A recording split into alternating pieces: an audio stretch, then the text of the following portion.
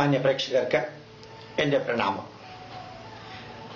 അടുത്ത കാലത്ത് തിരുവനന്തപുരത്തെ പല സ്ഥലങ്ങളിലേക്കും പ്രഭാഷണത്തിന് പോകാനുള്ള ഭാഗ്യമുണ്ടായി.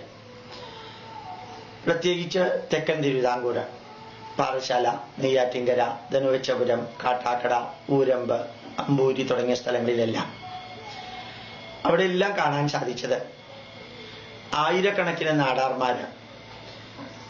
അവര് ഹിന്ദുക്കളുമല്ല, എന്നാൽ കൂടുതലായിട്ട് ക്രിസ്ത്യാനികളുമാണ്. കുറെ ഹിന്ദു ആചാരങ്ങള് വിവാഹത്തിനും ബാക്കിയുള്ളതിനും അവരാചരിക്കുന്നുണ്ട്. ബാക്കി മുഴുവനും ക്രിസ്ത്യാനികളാണ്. അപ്പൊ നാടാർ ക്രിസ്ത്യാനിക്ക് നാടാരുടെ എല്ലാ അവകാശവും ലഭിക്കുന്നുണ്ട്. അടുത്ത കാലത്തൊരു നേതാവ് വൈകുണ്ഠസ്വാമിയുടെ 200-ാം വാർഷികം ആഘോഷിക്കുമ്പോൾ നാടാർ സമുദായത്തിൽപ്പെട്ട വൈകുണ്ഠസ്വാമി എന്ന ആചാര്യന്റെ 200-ാം വാർഷികം ആഘോഷിക്കുമ്പോൾ നാടാർ മക്കൾ ഒന്നാണ് എന്ന മുദ്രാവാക്യം വിളിച്ച് എല്ലാവരെയും ഒരുമിച്ചാക്കാൻ ശ്രമിച്ചു. ഒരുമിച്ചാക്കിയതിന് ശേഷം അതിൽ അച്ഛന്മാര് പങ്കെടുത്തു. കന്യാസ്ത്രീകളുണ്ടോയെന്ന് എനിക്ക് അറിഞ്ഞുകൂടാ. അവരെല്ലാവരും പങ്കെടുക്കുകയുണ്ടായി. ആ സമുദായത്തില് അച്ഛന്മാര് സംസാരിച്ചപ്പോ പറഞ്ഞത്, ഈ നാടാർ മക്കൾ ഒന്നാണ് എന്ന മുദ്രാവാക്യം വിളിച്ച ഈ നേതാവ് ഹിന്ദുവാണ്. വൈകുണ്ഠസ്വാമി ഹിന്ദുവാണ്, കാവ്യ കൊടുത്ത ആളാണ്, ചന്ദനം തൊട്ട ആളാണ്. വൈകുണ്ഠസ്വാമി എന്ന് തന്നെ ആ പേരും. അദ്ദേഹത്തിന്റെ 200-ാം വാർഷികം ആഘോഷിക്കുന്ന സമയത്ത് അതിൽ സംസാരിച്ച ക്രിസ്ത്യൻ അച്ഛന്മാര് എല്ലാവരോടും പറഞ്ഞു, നാടാർ മക്കൾ ഒന്നായിട്ട് നമുക്ക് ക്രൈസ്തവരായിട്ട് ജീവിക്കാം. നിങ്ങൾ ഹിന്ദുക്കളായ നാടാർമാരെല്ലാം ക്രിസ്തുമതത്തിലേക്ക് വരിക. നമുക്ക് ഒറ്റക്കെട്ടായിട്ട് നമ്മുടെ അവകാശം നേടിയെടുക്കാൻ ശ്രമിക്കാം. അപ്പോഴാ ഹിന്ദു നേതാവിന് ഷോക്കടിച്ചത്. അതായത് ഏത് തരത്തിലും അവരുടെ മതത്തെ വർദ്ധിപ്പിക്കാനും മതത്തിലുള്ളവരുടെ എണ്ണം കൂട്ടാനും വേണ്ടി മാത്രം അവർ ജീവിക്കുന്നത്. യഥാർത്ഥത്തിൽ സ്വാമി വിവേകാനന്ദനും മഹാത്മാഗാന്ധിയും ഒരേ സ്വരത്തിൽ പറഞ്ഞൊരു വരിയുണ്ട്. ഒരു ആള് ഹിന്ദു ധർമ്മം ഉപേക്ഷിച്ച് ക്രിസ്ത്യാനിയോ മുസ്ലിമോ ആയാൽ ഹിന്ദുവിന്റെ എണ്ണം ഒന്ന് കുറഞ്ഞു, മറ്റു മതസ്ഥരുടെ എണ്ണം ഒന്ന് കൂടി എന്നുള്ളതല്ല പ്രശ്നം. ഈ സംസ്കാരത്തിനും ഈ രാഷ്ട്രത്തിനും ഒരു ശത്രു ഉണ്ടായി എന്നുള്ളതാണ്. ഇതെന്റെ വരികളല്ല, ഇത് വിവേകാനന്ദന്റെയും മഹാത്മാഗാന്ധിയുടെയും വരികളാണ്. അപ്പൊ ആ ശത്രുതയെ ഉണ്ടാക്കാൻ വേണ്ടിയിട്ട് ഒരു സംഘടനയെ കുറെ ഹിന്ദുക്കൾ ഒരുമിച്ച് കൊണ്ടുവന്നപ്പോ അതിനെ ഹോൾസെയിലായിട്ട് ക്രിസ്ത്യാനികളാക്കാൻ വേണ്ടിയിട്ടാണ് അച്ഛന്മാർ ആഹ്വാനം ചെയ്തത്. എനിക്ക് ഈ നാടാർ വിഭാഗത്തിൽപ്പെട്ടവരോട് പറയാനുള്ളത്, നിങ്ങൾ ഉറച്ച ഹിന്ദു ആണ് എന്ന് തിരിച്ചറിയുക. ഭാരതീയ പൈതൃകത്തിലെ സനാതന ധർമ്മത്തിന്റെ അവിഭാജ്യ ഘടകമാണ് നിങ്ങൾ. രാഷ്ട്രീയത്തിനും അതുപോലെ തന്നെ സമുദായത്തിന്റെ സങ്കുചിതമായ കാര്യങ്ങൾ നേടിയെടുക്കാനും നിങ്ങൾ മതപരിവർത്തനം നടത്തിയിട്ട് അപ്പുറത്തേക്ക് പോയതിന്റെ തിക്തഫലം നിങ്ങൾക്കറിയാം. നിങ്ങളൊന്ന് നാഗർകോവിലേക്ക് പോകുന്ന വഴിയിലൂടെ പോയാൽ അറിയാം എന്തെല്ലാം തരത്തിലുള്ള പേരുകൾ ആ സ്ഥലത്ത്, എന്തെല്ലാം തരത്തിലുള്ള പേരുകൾ ആ വ്യക്തികൾക്ക്. ഈ നാടിന്റെ സംസ്കാരത്തിന്റെ ഒരു അംശം പോലും ഇല്ലാതെ ബൈബിളിലെ ഇസ്രായേലിന്റെ പേരും ഇസ്രായേലിലെ സ്ഥലത്തിന്റെ പേരും ഒക്കെയാണ് ഈ ആർഷഭാരതത്തിൽ കൊടുത്തിരിക്കുന്നത്. എന്തിനാ? ഒറ്റ ഉദ്ദേശം മാത്രം, അത് ബൈബിളിന്റെ വഴിയിലേക്ക് ഇവരെ കൊണ്ടുപോവാ. 99% പാവപ്പെട്ടവരാണ്. അവർക്കൊന്നും അറിഞ്ഞൂടാ. അവർക്ക് കന്യാമറിയം ആരാണെന്ന് അറിഞ്ഞൂടാ. എങ്ങനെയാ ദൈവം കന്യാമറിയത്തിൽ ഗർഭം ഉണ്ടാക്കിയതെന്നോ അവർക്ക് അറിഞ്ഞൂടാ. എന്തിനാ യേശു ക്രിസ്തുവിനെ കുരിശിലേറ്റിയതെന്നോ അവർക്ക് അറിഞ്ഞൂടാ. നമ്മുടെ പാപത്തിന് വേണ്ടിയാണെന്ന് അച്ഛന്മാര് പറഞ്ഞു നടന്നത് അവർ തെറ്റിദ്ധരിച്ചു. നിങ്ങൾ എന്ത് പാപം ചെയ്തിട്ടാ 2000 കൊല്ലം മുമ്പ് അദ്ദേഹത്തിനെ കുരിശിലേറ്റിയതെന്ന് ചോദിക്കാനുള്ള കഴിവ് അവർക്കില്ല. ഇനി ഒരാളുടെ പാപം പോകാൻ വേറൊരാളെ കുരിശിലേറ്റിയാൽ മതിയോ എന്ന് ചോദിക്കാനോ അവർക്ക് അറിഞ്ഞൂടാ. ഒരാളുടെ വിശപ്പ് മാറാൻ മറ്റൊരാൾ ഊണ് കഴിച്ചാൽ മതിയോ എന്ന് ചോദിക്കാനോ അറിഞ്ഞൂടാ.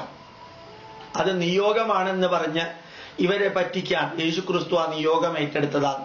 ലോകത്തിലെ ഒരു വ്യക്തിയും ഒരു നിയോഗവും കരഞ്ഞുകൊണ്ടും പൊട്ടിത്തെറിച്ചുകൊണ്ടും ദുഃഖിച്ചുകൊണ്ടും വേദനിച്ചുകൊണ്ടും ഏറ്റെടുക്കാറില്ല. നിയോഗം ഏറ്റെടുക്കുന്നത് സന്തോഷത്തോടു കൂടിയാണ്.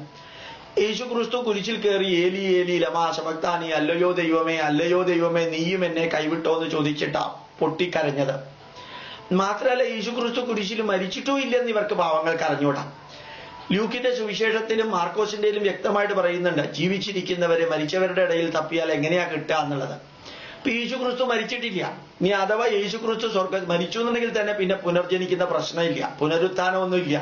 മരിച്ച ഒരാളും പുനർജനിച്ചിട്ടില്ല. അല്ല, രാഷ്ട്രീയക്കാരുണ്ടെങ്കിൽ മാത്രമേ ഉള്ളൂ. അപ്പൊ എങ്ങനെയാ മരിച്ച ആൾ പിന്നെ ജനിക്കുന്നത്? ജനിച്ചിട്ട് 3-ാം ദിവസം അങ്ങനെ സ്വർഗത്തിലേക്ക് പോവുകയും ചെയ്തു. എവിടെയാ ഈ സ്വർഗം എന്ന് ചോദിക്കാൻ ഈ നാടാര് മക്കൾക്ക് അറിഞ്ഞൂടാ. ആകാശത്തിന്റെ മുകളിൽ സ്വർഗമെങ്കിൽ 10,000-കണക്കിന് സാറ്റലൈറ്റും റോക്കറ്റും ഈ ആകാശത്തിൽ തിരിയുമ്പോൾ സ്വർഗത്തിൽ ഇടിച്ചിട്ടൊന്നുമില്ല. ഈ യഹോവ എന്ന് പറയുന്ന അഗ്നിയിലൂടെ നടക്കുന്നു, വായുവിലൂടെ നടക്കുന്നു, മേഘത്തിലൂടെ നടക്കുന്നു എന്ന് പറഞ്ഞു കഴിഞ്ഞാല് അതൊക്കെ ഉള്ളതാ. അങ്ങനെ ഈ ദൈവത്തിനൊക്കെ മേഘത്തിലൂടെയും അഗ്നിയിലൂടെയും നടക്കാൻ പറ്റും? അങ്ങനെ ഒരു സാധന ദൈവം എന്ന് പറയുന്നത്?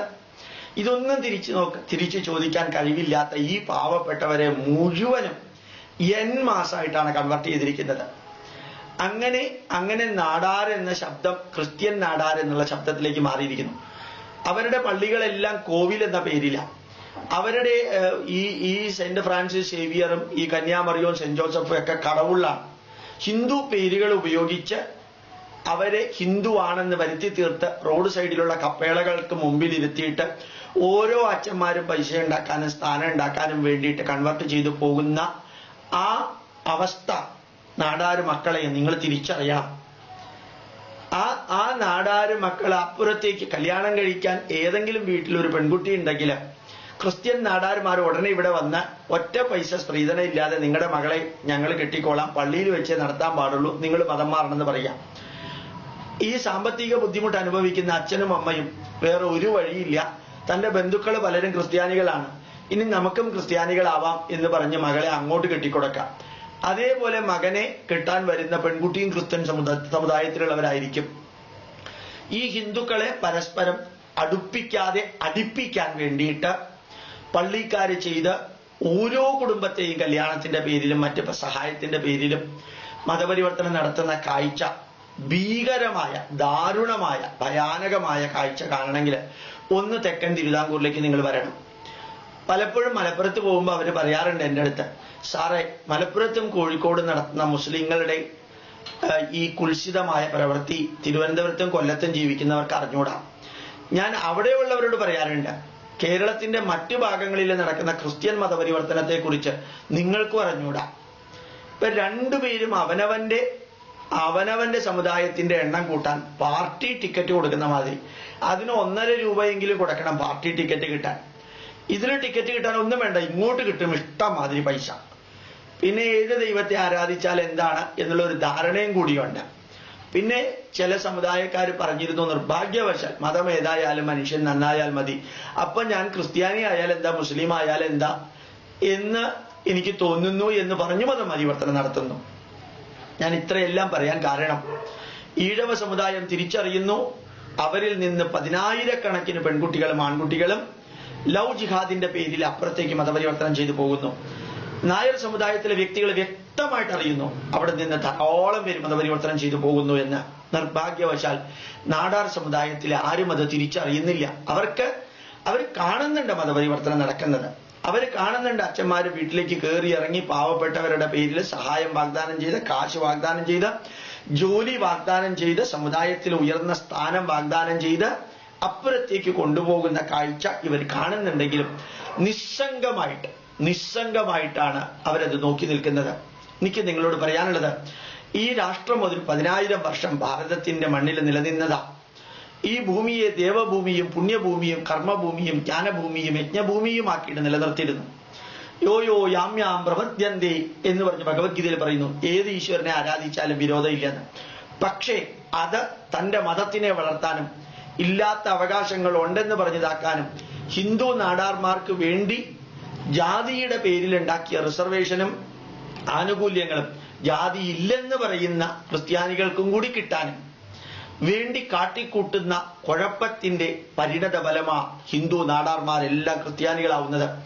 1949 പോപ്പ് ഭാരതത്തില് വന്നപ്പോ ബോംബെയിലെ മണ്ണ് ചുംബിച്ചുകൊണ്ട് അദ്ദേഹം പറയുകയുണ്ടായി, നിങ്ങൾ എത്ര കാലം ന്യൂനപക്ഷമായിട്ട് ഭാരതത്തിൽ നിലനിൽക്കുന്നോ അത്രയും കാലം ന്യൂനപക്ഷത്തിന്റെ അവകാശങ്ങൾ ഉപയോഗിച്ച് ഭൂരിപക്ഷത്തെ ഭരിക്കുക. എന്ന് നിങ്ങൾ ഭൂരിപക്ഷമായോ അന്ന് ഭൂരിപക്ഷത്തിന്റെ അധികാരം ഉപയോഗിച്ച് അന്നത്തെ ന്യൂനപക്ഷത്തെ ഭരിക്കുക. ഇത് തന്നെയാ ബൈബിളിലെ സന്ദേശവും, അത് തന്നെയാ പോപ്പ് പറഞ്ഞതും. ഇന്ന് ക്രിസ്ത്യൻ നാടാർമാർ ഭൂരിപക്ഷമാണ്, ഹിന്ദു നാടാർമാർ ന്യൂനപക്ഷവുമാണ്. ഹിന്ദു നാടാർമാർക്ക് അവകാശപ്പെട്ട എല്ലാം ക്രിസ്ത്യൻ നാടാർമാർക്ക് അവകാശപ്പെട്ടതാ. കാരണം പുറത്തവർ ഹിന്ദുക്കളാ, അകത്തവര് ക്രിസ്ത്യാനികളാ, പള്ളിയിൽ മാത്രമേ പോവുള്ളൂ, ഒരു കാരണവശാലും അമ്പലത്തിൽ പോവില്ല. കുറച്ച് ഹിന്ദു സംസ്കാരം നിലനിർത്തുന്നു, കാരണം മുഴുവനും വൈപ്പ് ഔട്ട് ചെയ്യുന്നതിന് കുറച്ച് പതുക്കെ മതി എന്ന് വിചാരിച്ചിട്ടാ. അതുകൊണ്ട് ഹിന്ദു നാടാർമാരോട് ഗോപാലകൃഷ്ണൻ അഭ്യർത്ഥിക്കാനുള്ളത്, നിങ്ങൾ ഈ ധർമ്മത്തെക്കുറിച്ച് പഠിക്കുക, അറിയുക, നിങ്ങളുടെ മക്കളെ പഠിപ്പിക്കുക. നിങ്ങളുടെ വീട്ടിൽ നിന്ന് ആരെങ്കിലും മതപരിവർത്തനം ചെയ്ത് ക്രിസ്ത്യൻ നാടാരായിട്ടുണ്ടെങ്കിൽ അവരെ ഹിന്ദു നാടാരായിട്ട് തിരിച്ചു കൊണ്ടുവരാം. അതിനുള്ള ശക്തി നിങ്ങൾക്കുണ്ട്, അത്രയും കപ്പാസിറ്റി നിങ്ങൾക്കുണ്ട്. നാടാറ് മക്കളുടെ വലിയ ഒരു ജാഥ കണ്ടിരുന്നു. ഇത്രയും കാലമായിട്ട് ഇത്രയും ശക്തമായിട്ടൊരു ജാഥ ഞാൻ കണ്ടിട്ടില്ല. അത്രയും ശക്തമായിട്ടുള്ള ആ ജാഥ നടത്താൻ കഴിവുള്ള നിങ്ങൾക്ക് ഹിന്ദു ദൈവത്തിന്റെ, സനാതന ധർമ്മത്തിന്റെ, ഭാരതീയ പൈതൃകത്തിന്റെ അവകാശികളാണെന്ന ബോധ്യവും കൂടി ഉണ്ടായാൽ സമുജ്വലമായിട്ട് നാടാർ സമുദായത്തെ ഉദ്ധരിക്കാനും ചൈതന്യവത്താക്കാനും സാധിക്കും.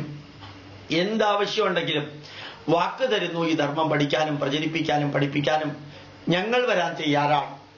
ഇതിനുവേണ്ടി ഏത് ത്യാഗവും സഹിക്കാൻ തയ്യാറാണ്. നമ്മുടെ ധർമ്മത്തെ ഈ നാടാർ സമുദായം തിരിച്ചറിയണം. അവിടെ നിന്ന് വിവാഹത്തിന്റെ പേരിലോ മരണാടിയന്തരത്തിന്റെ പേരിലോ സഹായത്തിന്റെ പേരിലോ അല്ലെങ്കിൽ സംഘടനയുടെ കെട്ടുറപ്പിന്റെ ബലം ലഭിക്കുമെന്ന ധാരണയുടെ പേരിലോ നിങ്ങളിൽ ഒരാൾ പോലും മതപരിവർത്തനം ചെയ്യരുത്. മാത്രമല്ല, ആരെങ്കിലും മതപരിവർത്തനം ചെയ്ത് അപ്പുറത്തേക്ക് പോയിട്ടുണ്ടെങ്കിൽ അവരെ തിരിച്ചു കൊണ്ടുവരേണ്ട ഉത്തരവാദിത്വം നിങ്ങൾ ഏറ്റെടുക്കണം. നാടാരല്ലാത്ത ഗോപാലകൃഷ്ണൻ ഇങ്ങനെ ആഹ്വാനം ചെയ്യേണ്ട കാര്യം എന്താ? ഞാൻ ഭാരതീയനാണ്, ഞാൻ ഇനിയൊരു 10,000 ജന്മമുണ്ടെങ്കിൽ 10,000 ജന്മവും പരമപവിത്രമായ ഭാരതത്തിന്റെ മടിത്തട്ടിൽ തന്നെ വേണമേ എന്ന് പ്രാർത്ഥിക്കുന്ന വ്യക്തിയാണ്. ഒത്തിരി കാലം അമേരിക്കയിലും കാനഡയിലും ജോലി ചെയ്തപ്പോൾ ഞാൻ വർക്ക് ചെയ്തിരുന്നത് തന്നെ ഒരു Pentecost professor John S SIM എന്ന് പറയുന്ന കൊറിയക്കാരന്റെ കീഴിലാണ്.